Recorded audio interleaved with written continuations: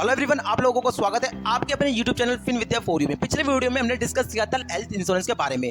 उसमें जाना था हेल्थ इंश्योरेंस होता क्या है, हेल्थ इंश्योरेंस जरूरी क्यों है, हेल्थ इंश्योरेंस कितने टाइप्स होते हैं, क्या कवरेज अमाउंट होनी चाहिए एंड काफी चीजों के बारे में जाना जो हेल्थ इंश्योरेंस के रिगार्डिंग थी। यदि आपने वो वीडियो नहीं देखा तो जाकर जरूर देखना, आपको प्लेलिस्ट में मिल जाएगी। देन आज का जो वीडियो होने वाला है, हमारा डेडिकेटेड वीडियो होने वाला है लाइफ इंश्योरेंस के बारे में। इस वीडियो में हम जानेंगे लाइफ इंश्योरेंस होता क्या है, लाइफ इंश्योरेंस जरूरी क्यों है, लाइफ इंश्योरेंस के कितने टाइप्स होते हैं, लाइफ इंश्योरेंस की जो कवरेज अमाउंट है वो कितनी होनी चाहिए और किस तरह से इसको डिसाइड किया जाता है। देन इसके बाद देखेंगे एंड कंपेयर करेंगे कि टर्म इंश्योरेंस एंड बाकी की जो टाइप्स ऑफ लाइफ इंश्योरेंस है उनको कंपेयर करेंगे। हम देखेंगे कि कौन सा इनमें से कौन सा हमें लेना सबसे ज्यादा सटीक रहेगा, सबसे ज्यादा फायदेमंद रहेगा, इस चीज को भी देखेंगे एज ए लाइफ इंश्योरेंस के तौर पर। देन इसके बाद हम टर्म लाइफ इंश्योरेंस के कुछ एलिजिबल क्राइटेरिया के बारे में जानेंगे। टर्म लाइफ इंश्योरेंस को लेने से पहले हमें किन बातों का ध्यान रखना चाहिए वो चीज देखेंगे। टर्म लाइफ इंश्योरेंस आज की डेट में हजारों कंपनियां सेल करते हैं, हमें कैसे पता चलेगा हमें किस कंपनी से टर्म लाइफ इंश्योरेंस को परचेस करना चाहिए, इस बारे में भी देखेंगे। टर्म लाइफ इंश्योरेंस के बेनिफिट के बारे में देखेंगे। देन इसके बाद टर्म लाइफ इंश्योरेंस को हम ऑनलाइन परचेस किस तरह से कर सकते हैं, इन चीजों के बारे में भी जरूर जानेंगे। देन आप बने रहना इस वीडियो के साथ। स्टार्ट करता हूं लाइफ इंश्योरेंस। देखो सबसे पहला आता है लाइफ इंश्योरेंस। लाइफ इंश्योरेंस माने कि एक जीवन बीमा, हिंदी में बोले तो जीवन बीमा। सबसे पहला आता है बीमा। वर्ड का मतलब क्या होता है, देखो पॉलिसी होल्डर इंश्योरेंस कंपनी के बीच का एक एग्रीमेंट होता है, that is simple definition of बीमा या इंश्योरेंस, ठीक है ना। ये होता है बीमा। लाइफ इंश्योरेंस जिस तरह से हम हेल्थ इंश्योरेंस लेते हैं, कार इंश्योरेंस लेते हैं, होम इंश्योरेंस लेते हैं, इसी तरह से एक लाइफ इंश्योरेंस भी लिया जाता है। हम इंश्योरेंस लेते ही क्यों है ना, क्वेश्चन आता है हम इंश्योरेंस लेते ही क्यों है। क्योंकि यदि भविष्य में यदि किसी तरह की दुर्घटना हो जाती है या किसी तरह का नुकसान हो जाता है तो उसके अगेंस्ट हमें कवरेज अमाउंट मिल सके, जिससे हमारी फाइनेंशियल प्रोटेक्शन बनी रहे, है ना। हमारी फाइनेंशियल प्रोटेक्शन बनी रहे, हमारे पैसे से रिलेटेड किसी तरह की प्रॉब्लम जनरेट ना हो। मेन मकसद यही है किसी तरह का इंश्योरेंस लेने का। लाइफ इंश्योरेंस, ठीक है। अब आता है लाइफ इंश्योरेंस यानी क्या। देखो यदि कोई व्यक्ति लाइफ इंश्योरेंस परचेस करता है तो इसमें क्या होता है, यदि व्यक्ति की मृत्यु एक निश्चित अवधि या पॉलिसी टर्म के अंतर्गत हो जाती है तो उसके नॉमिनी उसके परिवार वालों को एक निश्चित अमाउंट जो कवरेज अमाउंट होती है वो मिलती है, जिससे उसके फाइनेंशियली सिक्योरिटी बनी रहती है परिवार वालों को, उसके जो नॉमिनी है उनको, और वो जो भी आने वाले टाइम को थोड़ा सा एक सर्टेन टाइम तक वो अपने आप को एक पैसे से रिलेटेड किसी तरह की दिक्कत का सामना ना करना पड़े। सीधा सा मतलब यही निकलता है कि लाइफ इंश्योरेंस लेने का। देन अब आता है लाइफ इंश्योरेंस जरूरी क्यों है। देखो आज आप हो, आपके बच्चे, आपके माता पिता, आपके स्पाउस, यानी ठीक ठाक फैमिली, सब कुछ अच्छा चल रहा है। आपने एक लोन परचेज भी कर रखा है, लोन ले रखा है जिसकी ईएमआई मंथली जाती है, आपके बच्चों की स्कूल की फीस है वो जाती है, आपके माता पिता की कुछ टैबलेट वगैरह कुछ दवाइयों में भी खर्चा होता है, और घर के जो छोटे मोटे जो खर्चे होते हैं जो कि सब अधिकतर सबके ही होते हैं, वो चीजें हैं आपका खर्चे वगैरह, ये भी चीजें। भगवान न करे आपके साथ कल को किसी तरह की दुर्घटना हो जाती है और आप इस दुनिया में नहीं रहते तो आपके बाद आपके परिवार का क्या होगा, वो किस तरह से मैनेज करेंगे फाइनेंशियली वाइज, वो किस तरह के अपने आप को भविष्य में किस तरह से मैनेज करेंगे, मेनली आता है किस तरह से मैनेज करेंगे फाइनेंशियली तौर पर। तो इस जो ये क्वेश्चन मार्क जनरेट होता है इसके ऊपर पूर्ण विराम लगाने का काम करता है हमारा लाइफ इंश्योरेंस, ठीक है ना। लाइफ इंश्योरेंस इसलिए लेना जरूरी है। देखो एक पॉइंट और ऐड करता हूं, जब भी हम लाइफ इंश्योरेंस की जब बात घर में करते हैं एक दूसरे से तो इसको एक नेगेटिव तरीके से देखा जाता है, जो कि बिल्कुल गलत है। देखो मतलब जब भी हम इस तरह से बात करते हैं घर में कि ये पैसा ऐसा पैसा है जो मेरे मरने के बाद, है ना, यानी डेथ के बाद वो मिलेगा, यानी नॉमिनी को, फैमिली वाले को, जिसका वो यूज कर सकते हैं एज ए फाइनेंशियल सिक्योरिटी के तौर पर, ठीक है ना। यानी पैसे से रिलेटेड किसी तरह की मुसीबत का सामना ना करना पड़े, मेनली इस वजह से ही लाइफ इंश्योरेंस लिया जाता है, ठीक है ना। तो मैं आपसे कहना चाहता हूँ जो अर्निंग पर्सन है घर परिवार का, तो आपसे भी ये मैं कहना चाहता हूँ प्लीज आप इस बात को समझना कि आपके ना होने पर आपके परिवार वाले का क्या होगा, ठीक है ना। इस बात को पॉइंट नोटेड करना कि आपके ना होने पर आपके परिवार वालों का क्या होगा। तो इसको मद्देनजर रखते हो आपको इंश्योरेंस, लाइफ इंश्योरेंस लेना ही जरूरी है, ठीक है ना। ये चीजें हैं in the sense life insurance हो क्या रहा है कि जो अर्निंग पर्सन का रिप्लेसमेंट हो रहा है एज ए मनी वाइज, ठीक है ना। मनी वाइज अर्निंग पर्सन का रिप्लेसमेंट हो रहा है, सीधी सी बात ये है, ठीक है। यानी कि किसी तरह की दिक्कत हो जाती है आपके ना होने पर तो आपके परिवार वालों को एक पैसा मिलता है, वो भी अच्छा खासा मिलता है, जिससे वो आने वाले फ्यूचर को चला सके, एक सर्टेन टाइम तक चला सके। मतलब ठीक ठाक टाइम होता है वो चलाने वाला टाइम जो होता है ठीक ठाक टाइम होता है। तो मेन बात इस वजह से ही हम लाइफ इंश्योरेंस लेते हैं, ठीक है ना। देन अब आता है लाइफ इंश्योरेंस के टाइप्स के बारे में बात करते हैं। देखो लाइफ इंश्योरेंस के जो टाइप्स होते हैं 4 से 5 प्रकार के मेनली होते हैं। फर्स्ट आता है term life insurance. Term life insurance होता क्या है, यदि कोई व्यक्ति टर्म लाइफ इंश्योरेंस लेता है तो इसमें क्या है, व्यक्ति की मृत्यु जो डेथ है वो अगर पॉलिसी टर्म या निश्चित अवधि के दौरान हो जाती है तो उसके नॉमिनी या फैमिली वालों को एक कवरेज अमाउंट मिलती है उसके अगेंस्ट, सीधी सी बात ये। और यदि व्यक्ति की मृत्यु पॉलिसी टर्म के बाद होती है, यानी कि जो निश्चित अवधि है उसके बाद होती है, वो सर्वाइव कर जाता है इन द सेंस, तो उसके फैमिली को किसी तरह का बेनिफिट कुछ भी नहीं मिलता है वो इस टर्म इंश्योरेंस में। एग्जाम्पल के तौर पर आपको मैं समझाना चाहूँ तो देखो, यदि एक व्यक्ति है जो 25 साल की एज का व्यक्ति है, वो 65 की एज तक एक पॉलिसी टर्म लाइफ इंश्योरेंस लेता है ना। यदि व्यक्ति 25 की एज है ना, यदि व्यक्ति की मृत्यु 25 से 65 के बीच में हो जाती है तो उसके नॉमिनी को या परिवार वालों को एक एज ए जो कवरेज अमाउंट है वो मिलता है। और अगर वो 65 को सरवाइव कर जाता है, इन द सेंस वो 66 का हो जाता है, 67 का हो जाता है, तो उसके परिवार वालों को किसी तरह का कोई बेनिफिट नहीं मिलेगा। सीरीज बात ये है टर्म इंश्योरेंस में। एज ए हम टर्म इंश्योरेंस को as a purest form of life insurance भी बोल सकते हैं, ठीक है ना। ये होता है टर्म इंश्योरेंस। देन इसके बाद आता है हमारा whole life insurance. Whole life insurance को हिंदी में बोले तो क्या, आजीवन बीमा। आजीवन बीमा, इसमें यदि कोई व्यक्ति होल लाइफ इंश्योरेंस परचेज करता है तो यदि व्यक्ति की मृत्यु पॉलिसी टर्म या निश्चित अवधि के दौरान अगर हो जाती है तो उसके परिवार वालों को डेथ बेनिफिट मिलता है, ठीक है ना, यानी कि नॉमिनी को डेथ बेनिफिट मिलता है। और यदि व्यक्ति एक्सीड कर जाता है, सरवाइव कर जाता है अपनी पॉलिसी टर्म को, देन उसको एक मैच्योरिटी बेनिफिट प्लस कुछ बोनस वगैरह ये चीज मिलती है। इसमें एक्चुअली जो प्रीमियम होता है वो एक इसमें एक्चुअली जो प्रीमियम होता है एक सर्टेन टाइम तक जाता है, जो भी मे बी 10 साल 15 साल 20 साल इस तरह का हो सकता है ना। और इसमें एक पॉइंट और है कि एक रेगुलर इनकम भी जनरेट हो सकती है as a whole life insurance में। एग्जाम्पल के तौर पर आप समझाता हूँ, यदि कोई 25 साल का व्यक्ति होल लाइफ इंश्योरेंस को परचेज करता है तो इसका जो पीरियड होगा पॉलिसी वो 75 ईयर्स का होगा, यानी इन द सेंस जब तक वो एज 100 की एज में नहीं आता तब तक ये पॉलिसी टर्म रहता है। एंड अगर वो 100 को क्रॉस कर जाता है, यानी 101 साल का होगा, 102 साल का हो गया, तो उसको मैच्योरिटी बेनिफिट प्लस सम एज्योर्ड अमाउंट ये मिलता है। और अगर वो पॉलिसी टर्म के अंदर अगर मृत्यु हो जाती है तो उसको डेथ बेनिफिट मिलेगा एज उसको परिवार वालों को नॉमिनी को। सीधा सा बात ये है। और इसमें जो प्रीमियम पेइंग टर्म होता है वो मेनली 10, 15 या 20 साल इस तरह का होता है, जो कि एक फ्लेक्सिबल होता है, आप अपने अकॉर्डिंग चूज कर सकते हो, उस हिसाब से प्रीमियम अमाउंट भी सेट हो जाती है, ठीक है, ये होता है। और इसमें एक रेगुलर इनकम भी जनरेट होती है। अगर आपको होल लाइफ इंश्योरेंस के बारे में थोड़ा और डिटेल से जानना है तो आप गूगल भी कर सकते हो और आप कमेंट बॉक्स में मुझे लिख के बता सकते हो कि हाँ मुझे भैया जानना है इस इंश्योरेंस के बारे में और डिटेल से। देन मैं आपको अलग से एक वीडियो आपको प्रोवाइड करवा दूंगा, ठीक है। देन अब आता है हमारा एंडोरमेंट प्लान। एंडोरमेंट प्लान क्या होता है? ये भी एक तरह का लाइफ इंश्योरेंस प्लान ही है, इस तरह का लाइफ इंश्योरेंस प्लान है। इसमें क्या है, एक हाइब्रिड तरह का पॉलिसी प्लान बोल सकते हैं इसमें, क्योंकि इन्वेस्टमेंट प्लस लाइफ इंश्योरेंस दोनों इसमें मिलते हैं, दोनों मिलते हैं। यदि कोई व्यक्ति की मृत्यु यदि कोई व्यक्ति एंडोरमेंट प्लान को लेता है, इसमें क्या होता है, यदि व्यक्ति की मृत्यु डेथ जो पॉलिसी टर्म के अंतर्गत हो जाती है तो उसके नॉमिनी परिवार वालों को डेथ बेनिफिट मिलता है।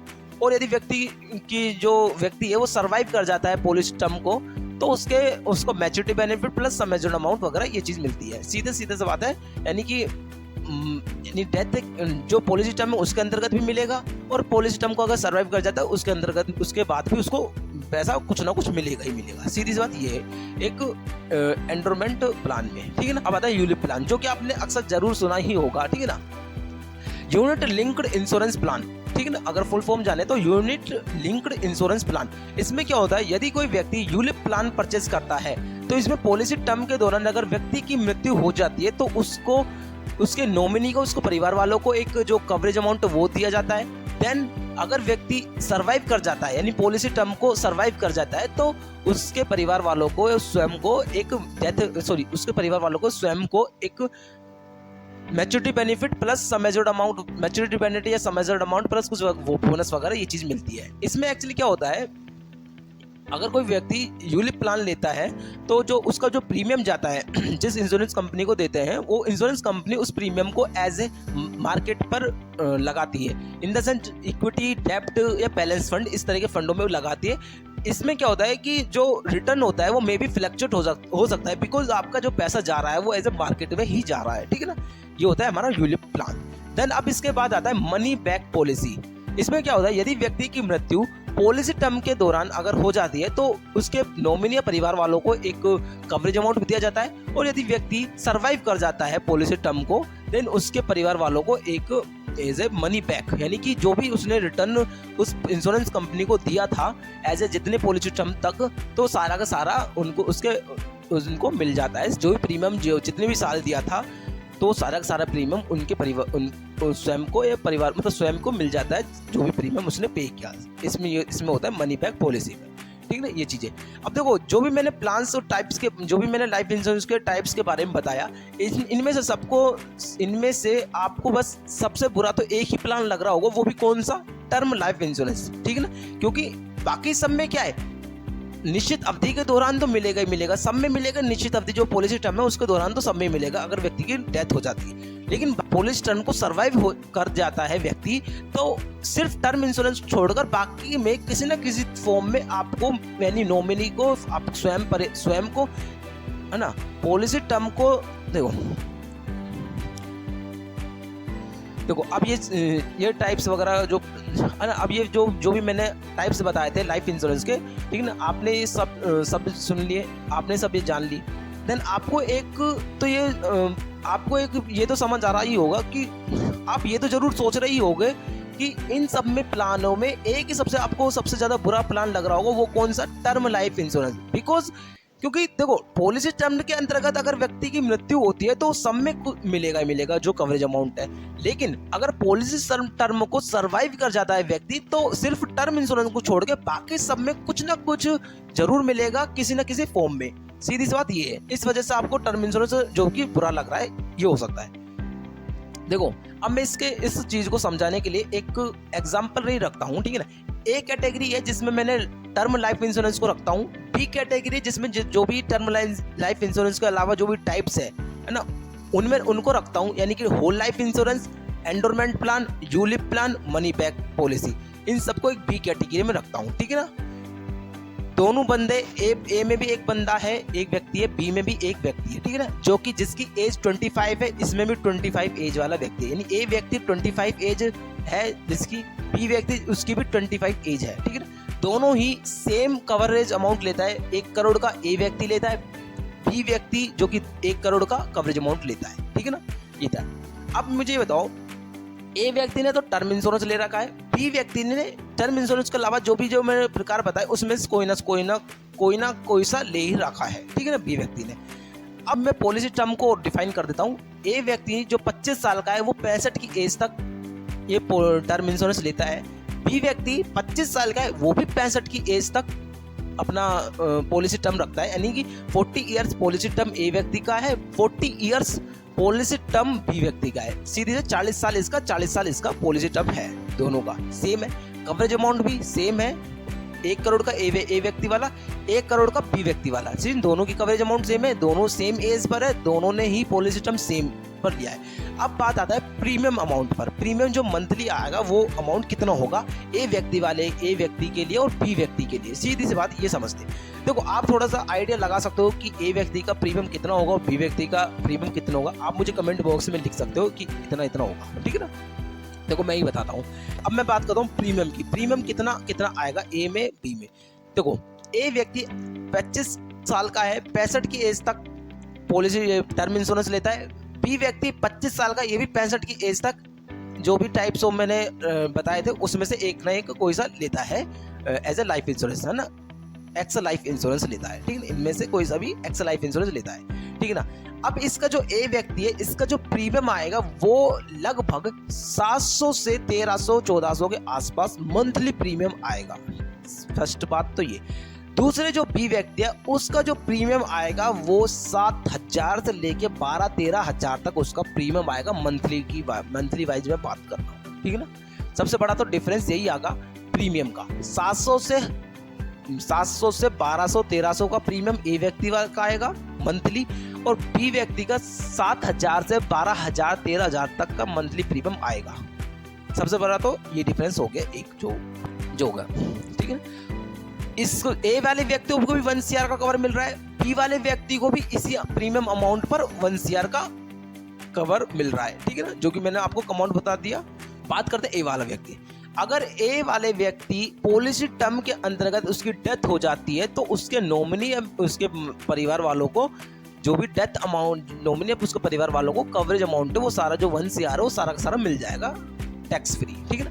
बी वाले व्यक्ति को भी अगर पॉलिसी टर्म के अंतर्गत अगर मृत्यु हो जाती है ना, डेथ हो जाती है, तो उसके फैमिली नॉमिनी को जो भी कवरेज अमाउंट है वो सारा का सारा, यानी 1 CR 1 करोड़ है वो सारा का सारा मिल जाएगा टैक्स फ्री। सीधी सी बात ये। और यदि व्यक्ति ए वाले व्यक्ति की बात करें तो यदि ए वाले व्यक्ति की पॉलिसी टर्म को सर्वाइव कर जाता है। इन द सेंस अगर 66 का हो जाता है, 67 का हो जाता है तो उससे परिवार वालों को किसी तरह का कुछ नहीं मिलता है, ठीक ना। और बी वाले व्यक्ति में अगर वो 66 का 67 का हो जाता है तो उसको कुछ ना कुछ as a maturity benefit, sum measured amount या कुछ बोनस वगैरह ये चीज मिलता है, यानी बी वाले व्यक्ति को कुछ ना कुछ जरूर मिलेगा ही मिलेगा, ठीक है, ये बात है। अब मैं बात करता हूँ, देखो अब मैं रखता हूँ इसमें पॉइंट, एक एवरेजिंग कर लेते हैं, जिसको जो प्रीमियम ए वाले व्यक्ति था 700 से 1200 दे रहा था, बी वाले व्यक्ति था जो कि 7,000 से 12-13 हज़ार रुपये दे रहा था, ठीक ना। एक एवरेजिंग तौर पे मैं मान लेता हूँ कि ए वाला व्यक्ति 1,000 रुपये मंथली प्रीमियम पे कर रहा है 1 CR कवरेज के लिए, और बी वाला व्यक्ति 10,000 प्रीमियम मंथली पे कर रहा है, प्रीमियम पे कर रहा है एज ए 1 CR कवर के लिए। एक में ये एजम्पशन मान लेता हूँ, ठीक है ना। अब ए वाले व्यक्ति को एक्स्ट्रा कितना, एक्स्ट्रा मतलब ए वाले व्यक्ति में कितना कम पड़ रहा है बी वाले व्यक्ति को से कम के बराबर होने में, यानी 9,000 रुपये, सीधी सी बात है 9,000। अगर 1,000 प्लस 9,000 रुपये देन टोटल 10,000 रुपये, यानी बी वाले व्यक्ति के इक्वल आ गया 10,000 रुपीज़, ठीक है ना। अब बंदा क्या करता है ए वाला कि 1,000 इंश्योरेंस कंपनी को देता है और 1 शेयर का कवरेज लेता है 25 से 65 की एज तक, ठीक है, 25 से 65 की एज तक, यानी पॉलिसी टर्म वो 40 ईयर्स तक 1 शेयर का कवर मिलेगा अगर व्यक्ति की मृत्यु हो जाती है इस पॉलिसी टर्म के अंतर्गत, ठीक है ना। बी वाले व्यक्ति भी 10,000 पे कर रहा है, पॉलिसी टर्म के अंतर्गत हो जाती है 1 CR मिलेगा, एंड अगर वो पॉलिसी टर्म को सर्वाइव कर जाता है तो उसको कुछ ना कुछ एज ए मैच्योरिटी बेनिफिट या सम मेजर्ड अमाउंट या कुछ बोनस वगैरह कुछ ना कुछ मिलेगा ही मिलेगा, इन द सेंस कुछ ना कुछ मिलेगा ही मिलेगा। लेकिन ए वाले कैटेगरी वाले में किसी तरह का कुछ नहीं मिलेगा जब वो सर्वाइव कर जाता है 65 की एज से ऊपर हो जाता है, 66 की 67 के ये हो जाता है, तो एक कैटेगरी वाले को कुछ नहीं मिलता, ठीक है ना। ये चीजें थी। अब बात आता है ए वाले व्यक्ति जो 9,000 को जो उसने उसके पास है, उसको वो व्यक्ति वो क्या करता है, वही 40 साल तक 9,000 रुपये वही 40 साल तक एक म्यूचुअल फंड में इन्वेस्ट करता है, जो कोई लार्ज कैप फंड होता है उसमें इन्वेस्ट करता है, जिसकी संभावना मतलब ये मान के चलो 12% रिटर्न तो आपको मिलेगा ही मिलेगा लार्ज कैप में। वो म्यूचुअल फंड है ना, उसमें डाल रहा है 9,000 की SIP चालू कर रखी ए वाले व्यक्ति ने 12% की रिटर्न के साथ 40 साल तक, ठीक है। यानी कि एज ऑफ 65 पर उसके पास क्या अमाउंट होगा, अगर वो मान लिया वो नहीं उसकी डेथ नहीं होती, 25 से 65 के बीच में उसकी डेथ नहीं होती और वो सर्वाइव कर जाता है पॉलिसी टर्म को, ए वाला व्यक्ति की बात कर रहा हूँ, सर्वाइव कर जाता है पॉलिसी टर्म को और वो एज ए 66 पर पहुंच गया, 67 पर पहुंच गया वो व्यक्ति, ठीक है ना। बी वाले व्यक्ति तो 10,000 रुपये पे ही कर रहा है इंश्योरेंस कंपनी को कवर लेने के लिए और मैच्योरिटी बेनिफिट दोनों के लिए, ठीक है ना, ये चीजें। तो अब आता है सबसे पहले बात हो ए वाले व्यक्ति, ठीक है ना। जो ए वाला व्यक्ति है 9,000 रुपये पे कर रहा है, मंथली SIP कर रहा है 40 साल तक 12% रिटर्न के साथ, उसके पास 65 की एज में कितना अमाउंट होगा ये आप कैलकुलेट करना, गूगल पे डालना SIP कैलकुलेटर, 12% की रिटर्न के साथ 40 ईयर्स के साथ, तो उसकी जो अमाउंट आती है 8 करोड़ के आसपास अमाउंट उसकी आएगी, भाई साहब जी 8 करोड़ के आसपास उसकी अमाउंट आएगी। और इस बंदे को 10,000 वाला जो बी कैटेगरी वाला व्यक्ति है जो 10,000 पे कर रहा है इंश्योरेंस कंपनी को, वो सर्वाइव कर जाता है। इन द सेंस 25-65 की टर्म इंश्योरेंस था, सॉरी 25 से 65 का एक पॉलिसी टर्म था, अगर वो सर्वाइव कर जाते हैं एज ऑफ 66 पर पहुंच जाता है ना, तो उस व्यक्ति को ज़्यादा से ज़्यादा मैं सही बता रहा हूँ, ज़्यादा से ज़्यादा उसको 1-1.5 करोड़ के आसपास ही मिलेगा अगर वो सर्वाइव कर जाता है पॉलिसी टर्म को, तो इंश्योरेंस कंपनी द्वारा वो 1-1.5 करोड़ रुपए ही मिलेगा, ठीक है ना। और ए वाले व्यक्ति को 7 से 8 करोड़ रुपए मिलेगा। अगर मैं इस 1 करोड़, अब आप सोच रहे होंगे इसमें टैक्स भी तो लगेगा ए वाले व्यक्ति पर, ए वाले व्यक्ति जो अमाउंट मिल रहा है उसको 7-8 करोड़ को, उसमें टैक्स भी लगेगा, 12.5% का टैक्स को डिडक्ट करने के बाद भी उसके 6-7 करोड़ तो कहीं नहीं जा रहे, उसको जेब में लेकर आ रहा है, अपने बैंक अकाउंट में आएगा उसका 6-7 करोड़। अब मुझे इन दोनों को मद्देनजर रखते हुए मुझे आप ही बताओ कौन सबसे बढ़िया किसका सबसे बढ़िया तरीका है। इन दोनों को मद्देनजर रखते हुए मुझे आप ये बताओ कि किसने स्मार्टली तरीके से लाइफ इंश्योरेंस लिया। ऑफ कोर्स ए वाले व्यक्ति ने ही स्मार्टली तरीके से उसने लाइफ इंश्योरेंस लिया है। देखो ए वाला व्यक्ति 25 से 65 तक सिक्योर है बाय इंश्योरेंस कंपनी के द्वारा, अगर 65 की एज से ऊपर हो जाता है तो उसके 9,000 रुपये जो इन्वेस्ट कर रहा था मंथली, उसके द्वारा जो 66 की एज में उसको जो मिल रहा है 6-7 करोड़ का जो कवरेज अमाउंट है भाई, उससे तो ज़्यादा ये बी वाले व्यक्ति से। इस चीज़ को आप समझो भाई, इस चीज़ को समझो, ठीक है ना, इस चीज़ को समझो। आप टर्म इंश्योरेंस को ऐसे ही वेस्ट ऑफ लाइफ इंश्योरेंस मत कहना, बिकॉज टर्म इंश्योरेंस एक गोल्डन इंश्योरेंस है। टर्म इंश्योरेंस तो है ना, चीज़ को समझो। माना कि इसमें एज ए पॉलिसी टर्म के अंतर्गत व्यक्ति की मृत्यु होती है तो ही मिलेगा, उसके बाद नहीं मिलेगा। लेकिन आप अगर उसको इक्वल करो ना उसके, अगर आप देखो आप इनमें से कोई प्लान लोगे तो आपका प्रीमियम की अमाउंट तो ज़्यादा आना तय ही है टर्म इंश्योरेंस का कंपनी में, वो भी अच्छी खासी प्रीमियम की अमाउंट आएगी मंथली वाइज, इसके कंपेयर में किसके, टर्म इंश्योरेंस के। इस चीज़ को समझो आप, ठीक है ना, इस चीज़ को समझो। तो बात इतनी सी है, आपको चूज करना है term insurance as a life insurance. इसी वजह से इसको क्या बोलते हैं, as a purest form of life insurance is term life insurance. सीधी सी बात, नो बकवास, term life insurance is the best life insurance, ठीक है ना। ये चीजें देखो, आपकी भी गलती नहीं है। जब भी क्या है, हम इंश्योरेंस जब परचेज करते हैं ना, तो या कोई भी पॉलिसी एजेंट है जो आपको इंश्योरेंस, लाइफ इंश्योरेंस जब देता है, तो वो टर्म इंश्योरेंस की तो बात ही नहीं करता है ना, टर्म इंश्योरेंस की बात नहीं करता, बिकॉज उसको पता है कि टर्म इंश्योरेंस में उसको किसी तरह का बेनिफिट नहीं होगा। बाकी के जो टाइप्स ऑफ इंश्योरेंस प्लान है लाइफ इंश्योरेंस के, जो कि एंडोरमेंट हुआ, होल लाइफ हुआ, मनी बैक पॉलिसी हुई है ना, यूलिप हुआ, इनमें उनको ज़्यादा एक बेनिफिट मिलता है जो पॉलिसी एजेंट है, जो पॉलिसी सेल कर रहे हैं उनको। इस वजह से वो यही 3 से 4 प्रकार के प्लान आपको परोसते हैं और आप इनमें से कोई ना कोई परचेज कर लेते हो, ठीक है ना। थोड़ा अवेयरनेस लाओ और आप जानो, चीज़ों के बारे में जानो। तो टर्म इंश्योरेंस के बारे में अगर नहीं सुना तो आप थोड़ा सा गूगल करना और चीज़ों के बारे में समझना, आपको सब समझ में आ जाएगा, ठीक है।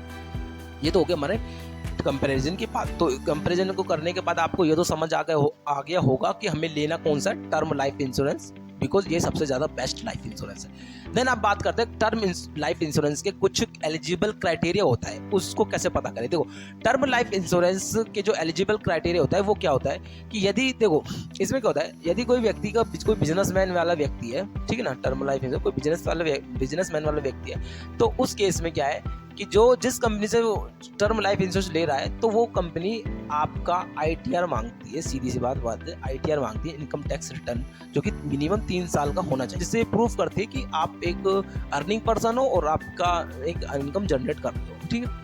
सबसे बड़ा तो क्राइटेरिया ये। और कुछ दूसरा आता है कि कुछ एजुकेशन क्वालिफिकेशन वगैरह कुछ मांगते हैं, जैसे कि 10th 12th graduation, post graduate, इस तरह का भी क्राइटेरिया होता है जो मांगते हैं टर्म इंश्योरेंस में की बात करूँ तो मैं, ठीक है। ये चीज़ें हैं इसमें टर्म इंश्योरेंस में। मोस्टली ये 102 प्रकार का ही जो एलिजिबल क्राइटेरिया यही होता है, ज़्यादा कुछ नहीं होता, ठीक है। मेनली यही चीज़ हो गई। देन टर्म इंश्योरेंस को लेने से पहले हमें किन बातों का ध्यान रखना चाहिए, पहले अब बात ये जान लेते। देखो, जब भी आप टर्म इंश्योरेंस जब परचेज करने जाओ ना, तो आपको एक बात का तो ये जरूर ध्यान रखना कि जिस कंपनी से भी आप टर्म इंश्योरेंस परचेज कर रहे हो, तो वहाँ के जो एजेंट है आपसे आज की हिस्ट्री और पास्ट की हिस्ट्री आपके बारे में, आपके आज की हिस्ट्री और पास्ट की हिस्ट्री के बारे में पूछेंगे। जैसे कि आपको किसी तरह की इलनेस, बीमारी, डिसीज वगैरह कुछ तो है तो नहीं आज के टाइम में, जिस टाइम आप टर्म इंश्योरेंस परचेज कर रहे हो, इस तरह से पूछेंगे। या पास्ट में किसी तरह की डिसीज तो नहीं थी, इस तरह से पूछेंगे। या आप किसी तरह का नशा वगैरह तो नहीं करते, इस तरह से पूछेंगे। तो आपको मेनली क्या करना है कि आपके साथ जो भी कंडीशन है वो आप बिल्कुल प्योरेस्ट तरीके से आप बताओ। अगर डिसीज है वो बताओ, नशा करते वो बताओ, ठीक है ना, पास्ट में कोई डिसीज थी वो बताओ, किसी तरह की टैबलेट ले रहे हो तो वो बताओ। मतलब प्योरेस्ट तरीके से रखो अपने आप को, जो भी चीज़ पूछे वो प्योरेस्ट तरीके से बताओ। बिकॉज देखो, ज़्यादा से ज़्यादा आपका होगा क्या, प्रीमियम की अमाउंट ही तो इंक्रीज होगी, है ना, प्रीमियम की अमाउंट ही इंक्रीज होगी और कुछ ज़्यादा कुछ नहीं होगा, और ज़्यादा फर्क नहीं पड़ेगा। मेनली बात याद रखो, ज़्यादा फर्क नहीं पड़ेगा, ठीक है ना। ये चीज़ें हैं। अगर आप नहीं बताते, आप जो भी आप जैसे मान लो कि नशा करते हो, आप नहीं बताते कि मैं नशा करता हूँ इस तरह से, लेकिन पता है इसका असर क्या पड़ेगा, जब भी आपका जब क्लेम होगा, क्लेम का टाइम आएगा, है ना, आपके जो इंश्योरेंस अमाउंट का जब क्लेम का टाइम आएगा, तो उस टाइम इंश्योरेंस कंपनी जिससे आपने टर्म इंश्योरेंस लिया है वो पूरा एक वेरीफाई करती है कि एक्चुअली जो टर्म इंश्योरेंस वो जेन्युइन क्लेम है नहीं, सी ना, जो इंश्योरेंस है वो जेन्युइन क्लेम है नहीं। तो अगर वो उसको ये डाउट हो जाता है कि नहीं, ये इस व्यक्ति ने जिस टाइम इंश्योरेंस लिया उस टाइम से ही ये धूम्रपान कर रहा था या किसी तरह का नशा कर रहा था और है ना आपने बताया नहीं, लेकिन उस टाइम उसको व्यक्ति को उस इंश्योरेंस कंपनी को पता चल गया बिकॉज उन्होंने कुछ टेस्ट वगैरह कराए थे, ठीक है ना, उस व्यक्ति के टेस्ट वगैरह कराए थे। देखो आप तो हो गए नहीं जो टर्म इंश्योरेंस ले रहा है, आपकी फैमिली होगी, आपकी फैमिली को कई दिक्कतों का सामना करना पड़ेगा। तो इस चीज़ को थोड़ा ध्यान रखना कि एक इजीली तरीके से आपको जो आपकी फैमिली या नॉमिनी को एक कवरेज अमाउंट मिल जाए। तो बात इतनी सी है, जब भी टर्म इंश्योरेंस लो तो आप अपनी तरह से प्योरेस्ट तरीके से आप अपने बारे में बताओ, बात इतनी सी है बस, ठीक है ना, ये चीज़ें हैं। अब आता है जो टर्म इंश्योरेंस है उसकी जो कवरेज अमाउंट है हम किस तरह से उसको डिसाइड कर सकते हैं। देखो जो कवरेज अमाउंट होती है इसको डिसाइड करने के लिए क्या करें आप, जो आपकी मंथली सैलरी है ना, उस मंथली सैलरी उसको वो ईयरली कितनी सैलरी है ये पता लगाओ, ईयरली को 20 टाइम्स गुना कर दो, ईयरली सैलरी का 20 टाइम्स आपका लाइफ इंश्योरेंस होना चाहिए। यानी जैसे एग्जांपल के तौर पर समझो, एक व्यक्ति है जिसकी मंथली सैलरी 50,000 रुपए है, उसकी ईयरली कितनी होगी 12 6 लाख रुपए, ठीक है ना, 6 लाख रुपए उसकी ईयरली सैलरी होगी। ईयरली सैलरी का 20 गुना, मिनिमम 10 गुना लेकिन मैक्सिमम 20 गुना, मतलब देखो 20 गुना 25 गुना इतना ना, मिनिमम तो 10 गुना होना ही चाहिए है ना, या फिर 20 गुना 25 गुना ये होना चाहिए। यानी कि अगर मोटा देखा जाए तो 50,000 वाला व्यक्ति का जो कवरेज अमाउंट होता है, लाइफ इंश्योरेंस का अमाउंट होनी चाहिए वो 1 CR के आसपास होनी चाहिए, 1-1.5 करोड़ का होना चाहिए, ठीक है ना। ये बात होगी अपना कवरेज अमाउंट को डिसाइड करने की, ठीक है ना, सीधी सी बात ये है। कवरेज अमाउंट आपकी ईयरली सैलरी का 20 से 25 गुना आपकी कवरेज अमाउंट होनी ही चाहिए। कवरेज अमाउंट इस तरह से डिसाइड कर सकते हैं, ठीक है ना। अब आता है टर्म इंश्योरेंस को के बेनिफिट क्या हो सकते हैं। देखो सबसे पहली बात, सबसे बड़ा बेनिफिट तो यही है इसमें कि लो प्रीमियम पर हाई कवरेज, यानी कि आपको प्रीमियम 700-800 पे करना पड़ रहा है और कवरेज अमाउंट 1 करोड़ का मिल रहा है। सबसे बड़ा तो फायदा यही है इसमें, लो प्रीमियम पर हाई कवरेज, ठीक है। सेकंड आता है टैक्स का बेनिफिट मिलता है, जो कि अधिकतर समय मिलता है, तो टैक्स का बेनिफिट तो मिलता ही मिलता है। देन फ्लेक्सिबिलिटी अवेलेबल होती है इन टर्म इंश्योरेंस में, इन द सेंस आप प्रीमियम मंथली वाइज भी पे कर सकते हो, क्वार्टरली पे कर सकते हो, हाफ ईयरली, ईयरली इस तरह से पे कर सकते हो, है ना। आप अगर ईयरली जाते हो तो कुछ परसेंट का डिस्काउंट मिल जाता है आपको, ठीक है ना। ये हो गया हमारा टर्म इंश्योरेंस इसके बारे में, ठीक है। इसके बाद अगर बताऊँ कि टर्म इंश्योरेंस आज की डेट में हजारों कंपनियां अवेलेबल कराती है, ठीक है ना। हमें कैसे पता चलेगा कि किस कंपनी से टर्म इंश्योरेंस लेना चाहिए। देखो इस चीज़ को जानने के लिए आपको सिर्फ एक से दो चीज़ों के बारे में पता कर लो, ठीक ठाक है, ठीक है। सबसे पहले देखो कंपनी का क्लेम सेटलमेंट रेशियो क्या है। क्लेम सेटलमेंट रेशियो क्या बताता है किसी कंपनी के बारे में।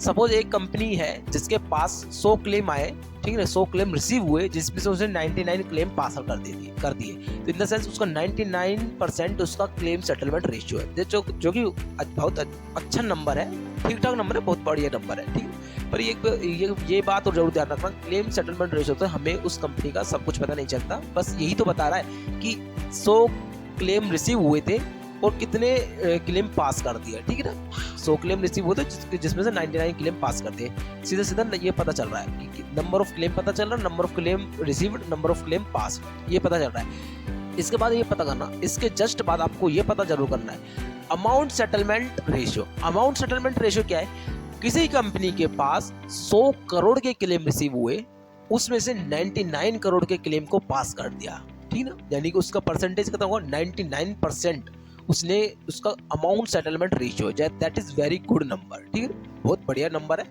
और दूसरा इसके बाद देखना, आप जिस कंपनी के साथ आप जा रहे हो टर्म इंश्योरेंस लेने, तो उस कंपनी की ब्रांड वैल्यू जरूर होना चाहिए। एज ए उसका क्या ब्रांड है, किस तरह का, जैसे कि suppose HDFC, Tata, max life, जो कि एक बढ़िया सा रेप्यूटेड कंपनी है, जो कि ठीक ठाक बहुत बढ़िया है, मतलब ठीक ठाक है। आप अपने अकॉर्डिंग चेक करना ना, जो चीज़ें मैंने बताई उसके अकॉर्डिंग आप चेक कर सकते हो। तो ये चीज़ें हो गई है, ठीक है ना, आपको मैंने अधिकतर चीज़ें बता दी है। आप बताऊं दोस्तों, अब ये और देख लेते हैं हम टर्म इंश्योरेंस को ऑनलाइन किस तरह से परचेज कर सकते हैं। देन आपको सबसे पहले क्या करना है, अपने गूगल क्रोम पे जाना है, उस पर डबल क्लिक करते ही आपको अपना गूगल क्रोम ओपन हो जाएगा। देन गूगल क्रोम ओपन होते ही आपको लिख रहा है पॉलिसी बाजार। जैसे आप पॉलिसी बाजार टाइप करोगे तो आपको इस तरह से वेबसाइट दिखेगी। देन जो फर्स्ट वेबसाइट है आपकी पॉलिसी बाजार.com, उस पर क्लिक करना है।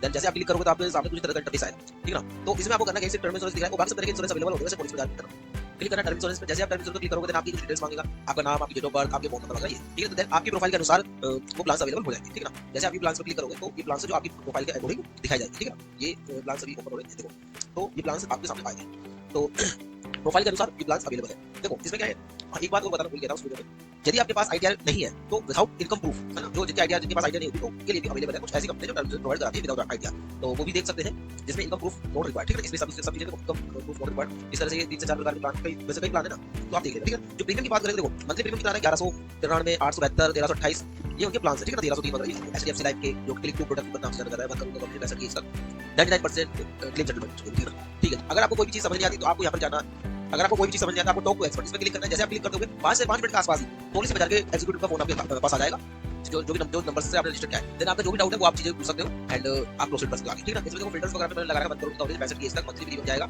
अगर आप ईयरली लेते हो तो उसमें 5% का डिस्काउंट एडिशनल मिल जाता है, ठीक है ना। तो ये चीज आप इससे प्रोसीड कर सकते हो। कुछ समझ नहीं आए तो आप टॉक टू एक्सपर्ट को क्लिक करके और पॉलिसी जो एडवाइजर से आप बात कर सकते हो, चीजें आपके प्रोसीड कर सकते हो, ठीक है ना। तो वीडियो का बहुत बहुत धन्यवाद आपका यहाँ तक बने रहने के लिए। थैंक यू सो मच, धन्यवाद।